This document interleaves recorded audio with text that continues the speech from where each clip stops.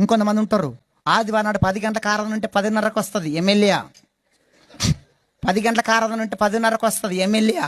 ఆ మెడకి ఇట్లా బోడేయాలి. అమ్మాజీ గారు చూసుకుంటారు.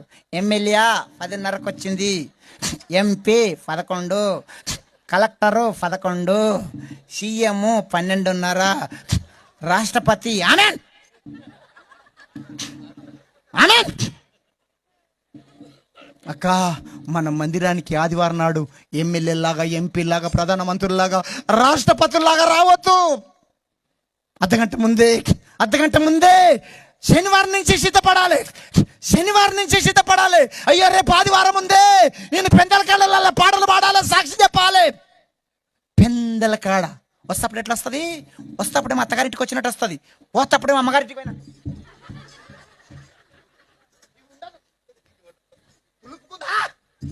వస్తప్పుడేమో తాంబేలాగా వస్తుంది,